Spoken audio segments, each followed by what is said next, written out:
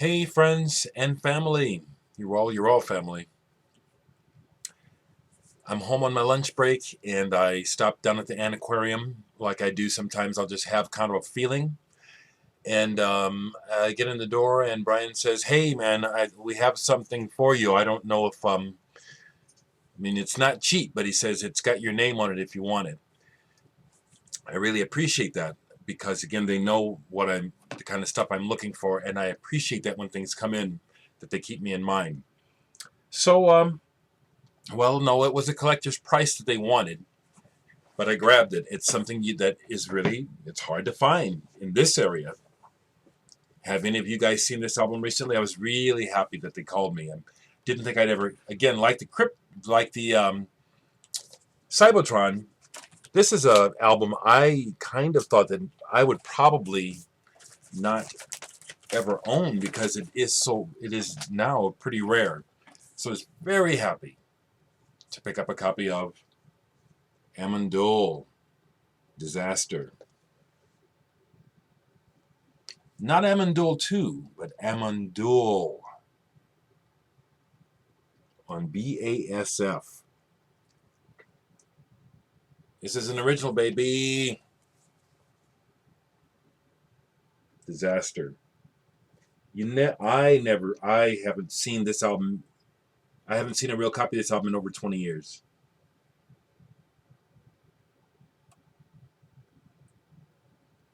So yeah, I paid a collector's price for it. More than 30, yeah. There is some defacing on the inside of the gatefold. This record is so rare that sold. So as you see, that's been someone used a red pen and put some kind of shit on here, I guess about the girl, tripping about the girl. That's fine. This record is very hard to find. Very primitive. So like these records like these, for me, it's not so much that I'm going to be playing this a lot. I have it digitally, so if I really want to hear it, I already can. These records, for me, are like paintings, like Rembrandt's, like Picasso's. I'm serious. These are artifacts. These are pieces of art. I definitely still want to own these whenever I can. So it was definitely worth the price. I'll go ahead and show BASF. I love this label. Not Amon Duul 2, but Amon Duul. Started out as a hippie commune where all sorts of untoward things were going on. And as it became more musical, they split off. The commune stayed Amon Duul, and Amon Duul 2 became a band. Excuse me. Real happy to add this to my German space rock collection. I'm going to stop using the K word because I do understand that it is offensive to some people. I don't mean it to be offensive, so I won't use the K word for now. A couple more things. While I was there, I noticed a box by the counter, and Gil King's drummer, you're right, you would have a ball there, like most people, because they just have all kinds of boxes of shit everywhere, and you never have enough time to go through everything. But this one happened to have a record right in front, and I said, "Oh, how much for that?" "Oh, buck." I like Dixie Dregs, not a whole lot. Steve Morse guitar, I like that. And so for a buck, it's in great shape. I grabbed this to add to, I've had this forever, Free Fall by Dixie Dregs. Now I pulled this to do two things, to point out that I have Dixie Dregs already, but also this is a perfect example of a horrible album cover. This is so tasteless. Look at Rod Morgenstern in the yellow pants, for God's sake.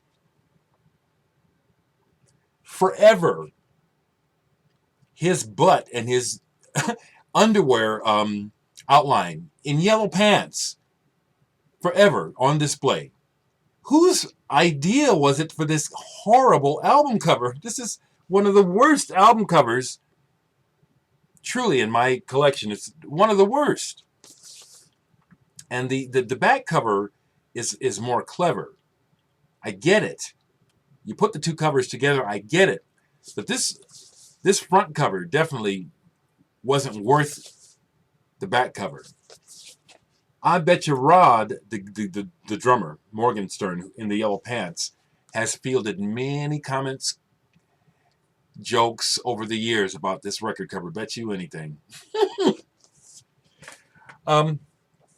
Last thing I'll do is I played some of this last night because this is something, Uncle Science Fiction. This is something I've always been really disappointed with. And I said, damn it, last night. Dang it, there's got to be a better song. There's got to be another good song on here besides Rabbit in Your Headlights. Be There with Ian Brown is pretty good, but the CD single is better than what's on here. This record is still a great disappointment. And the way it starts off with that wooden-ass shitty beat with whoever is doing the rapping, very disappointing. I'm so glad when this came out, I was really tempted to get the deluxe package because it looked so cool. I had not heard it. Glad I didn't buy it. This album is a disappointment. I won't sell it. I keep it for Rabbit in Your Headlights, which is awesome. But the rest of the album sucks, in my opinion. I was thinking about that too. You don't see me ever showing any hip-hop. And I'm going to just rap about it for just a second here.